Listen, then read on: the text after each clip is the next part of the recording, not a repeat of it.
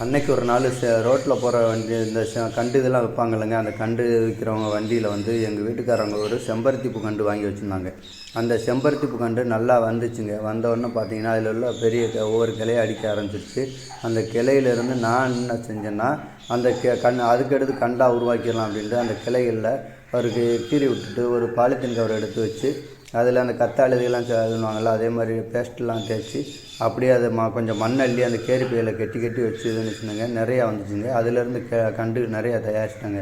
அதிலேருந்து பார்த்தீங்கன்னா இது எவ்வளோ பூ பூத்துச்சுன்னு பார்த்தீங்கன்னா ஒரே மஞ்சள் கலரில் அருமையாக பூத்துருந்துச்சுங்க.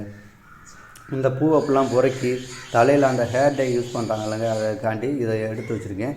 இதை நம்மளும் செஞ்சு பார்ப்போம்ட்டு காய வச்சு நெல்லில் வச்சு வச்சுருக்கேன். ஓகே, இந்த வீடியோ பிடிச்சிருந்துச்சுன்னா லைக் பண்ணுங்கள், ஷேர் பண்ணுங்கள், கமெண்ட் பண்ணுங்கள், மறந்துடாமல் சப்ஸ்கிரைப் பண்ணுங்கள். All welcome. பார்த்தீங்களா எவ்வளோ பூ கறிக்கி வச்சுருக்கேன்னு.